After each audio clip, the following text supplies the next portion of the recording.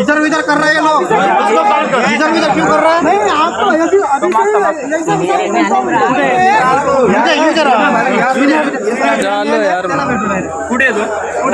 कुठे रे रोशन? यही बुलाओ, यही कहीं यही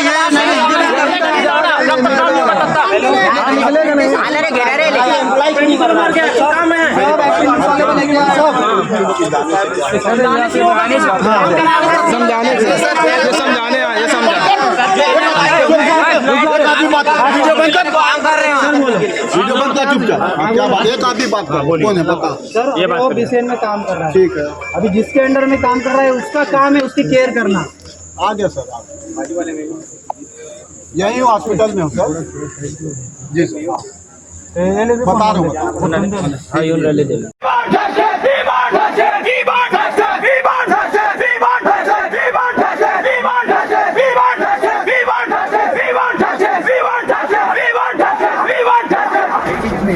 करंट कैसे लगा वो वायर बहुत खोल रहा था, वायर बहुत चला ही, वो बोला करंट खोल रहा है, उसका पैर चले तो मेरा हाथ झटका गया। उसके बाद हम बाहर निकले, गाड़ी के नीचे में थे, गाड़ी के नीचे से बाहर निकल के उसका गाड़ी नीचे मतलब ट्रेन के नीचे, ट्रेन के नीचे में थे। उसके बाद उसको खींच के निकाले, खींचे लेकिन वो नहीं निकला था, वहाँ घुसा के उसके बाद निकाले, जो कि हमको भी करंट लगा है। जब तक खत्म नहीं, उस समय खत्म नहीं हुआ था, वहाँ से मतलब वहाँ पर नहीं खत्म हुआ था, वहाँ से निकलने के बाद उसको सहायता भी और किसी को नहीं बुलाया?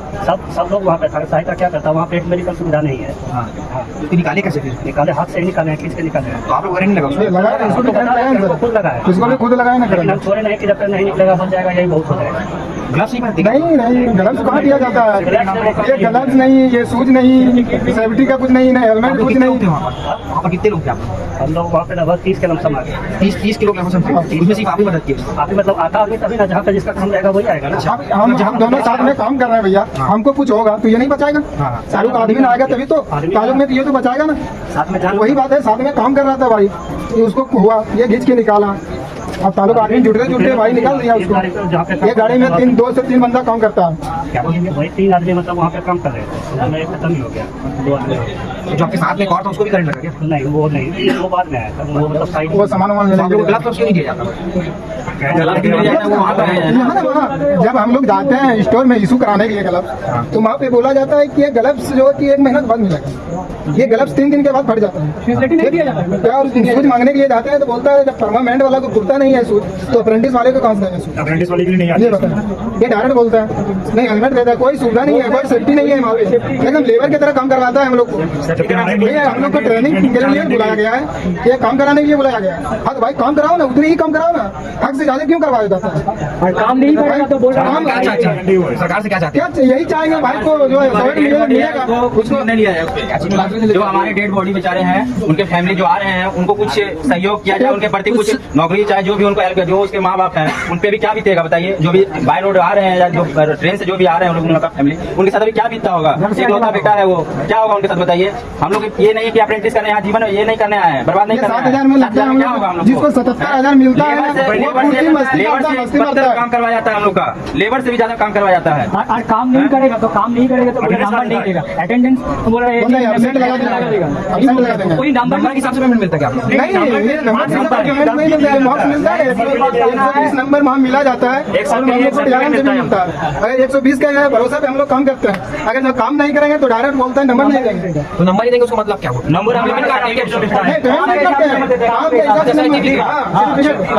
आगे जरूरी होता है, वो आगे जरूरी होता है, हम लोग का जो सुविधा मिलता है ना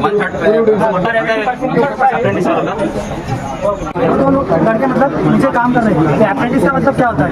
कोई बंदा अभी दूसरा स्टेट छोड़ के इतने दूर आ रहा है तो वो काम कर रहा है, मतलब वो किसी के टेक्नीशियन के किसी के अंडर में काम को लेता है, तो उसका टेक्नीशियन कहा था, ये घटना जब हुआ तो टेक्नीशियन कहा था, उसे काम करने दिया, चलो ठीक है काम कर रहा है, उसको सेफ्टी क्यों नहीं दिया? मतलब सिर्फ तुमको काम कंप्लीट चाहिए रेलवे का बस, उसकी मतलब ये लापरवाही नहीं तो क्या है? ये लापरवाही है ना, उसको सेफ्टी देना चाहिए तभी तो आप। मतलब अगर तू टेक्नीशियन है तो तेरा हाथ से कर काम, अगर वहाँ तुझे लग रहा है रिस्क है, करंट है, मतलब कुछ है तो तू खुद करना, उसे क्यों जिम्मेदारी आगे उसे क्या है सर? और अगर पहली बात अगर कोई इनकार कर दे अप्रेंटिस वाला कि नहीं मुझसे नहीं हो पाएगा करके, तो खुला बोला जाता है ठीक है अभी नहीं करेगा तो आज लेने तो हमारे पास है, क्या मांगे यही सब। मतलब अभी काम करवाते हैं इतना सर, अगर एक घटना कोई परमानेंट स्टाफ के साथ होता तो जो भी सुविधा मतलब उसे लागू होता उससे 50% तो इसको फैमिली को मिलना चाहिए, इतना हम चाहते हैं? शाम पार्टी चल रहा है महाराष्ट्र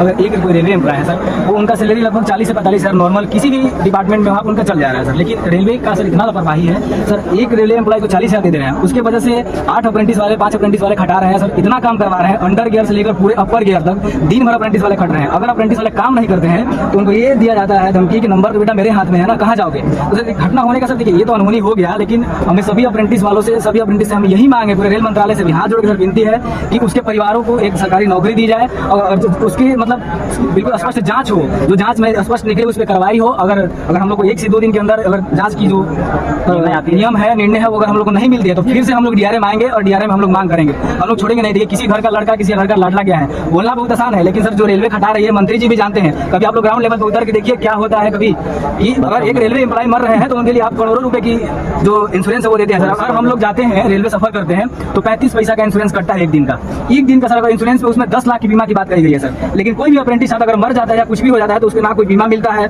इस पर पहली संज्ञान होना चाहिए, मेडिकल फैसिलिटी होना चाहिए, सेफ्टी हर चीज होना चाहिए। और सबसे बड़ी बात ये है सर कि कुछ उसके परिवारों को हम लोग को कुछ मांग नहीं है। अब जिसका लड़का गया है वो गया, लेकिन उसके परिवार को नौकरी मिलना चाहिए। इस बात पे हम लोग अडिग हैं। अगर नहीं है तो आप रूल बनाइए ना, हम लोग आपके अंडर काम कर रहे हैं। जो एक दिन ट्रेन से आपकी मांगे पूरी नहीं होती तो अगला कदम क्या जी सर, हम लोग फिर यहाँ पे आके धरना देंगे। हम सर स्पष्ट है, 100 बात की एक बात, हम लोग को न्याय चाहिए। जब तक नहीं होगा तब तक करेंगे। फ्रॉम बिहार आ रहा। आयुष गुप्ता, इन लोगों ने आप लोगों का पक्ष रखा। देन आपकी 4 मांगे थी। सबसे पहले तो जो आज घटना घटी है उसके वर्कमैन कंपनसेशन या जो भी कंपनसेशन मिलना है वो दिलाया जाए। प्रशासन ने बिल्कुल आपको एश्योर किया है कि एक्ट अप्रेंटिस और रेलवे वर्कमैन कंपनसेशन एक्ट के तहत जो प्रावधान है उसके तहत कंपनसेशन की व्यवस्था की जाएगी, जैसे प्रावधान में लिखा हुआ है। दूसरा, आपने बोला कि आपको सेफ्टी इक्विपमेंट नहीं प्रोवाइड कराया जा रहे हैं। प्रशासन ने आपको एश्योर किया है कि संबंधित विभाग को निर्देश किया जाएगा कि जैसे रेगुलर एम्प्लॉय को जो भी सेफ्टी इक्विपमेंट दिए जा रहे हैं वो आपको भी दिए जाएंगे। उसमें बिल्कुल एश्योर किया जाएगा। तीसरा, जो आपने बोला है कि आपके रेगुलर एम्प्लॉय की भांति काम कराया जा रहा है, उसकी इंक्वायरी करवाई जाएगी और जो उस पर उचित निर्णय होगा वो लिया जाएगा। तीसरा, आपका जो चौथा आइटम था कि आपकी ट्रेनिंग सेंटर नहीं है, उसके लिए भी प्रशासन ने बोला है कि अदर डिवीजन अन्य लोगों से चर्चा करके इसकी व्यवस्था जल्द से जल्द कराई जाए। मैं समझता हूँ प्रशासन ने आपकी सारी मांगों को सुना है, समझा है। और अब एक मिनट, अभी आज वो बात की चर्चा हो सकती है, ठीक है। तो बिल्कुल प्रशासन ने पूरा आपका सहयोग किया है और प्रशासन आपसे अपेक्षा करता है कि आप भी वही सहयोगात्मक रवैया अपनाएंगे। घटना अनहोनी की कोई नहीं चाहेगा, प्रशासन ना आप ना हुई है घटना, दुख है सबको बात, लेकिन अब घटना के हो जाने के बाद उसका सही समाधान क्या है उसकी तरफ प्रशासन पूरा पॉजिटिव तरीके से आगे बढ़ रहा है। हम आपसे भी अपेक्षा करते हैं कि हंगामे को छोड़ करके हमें समस्या के समाधान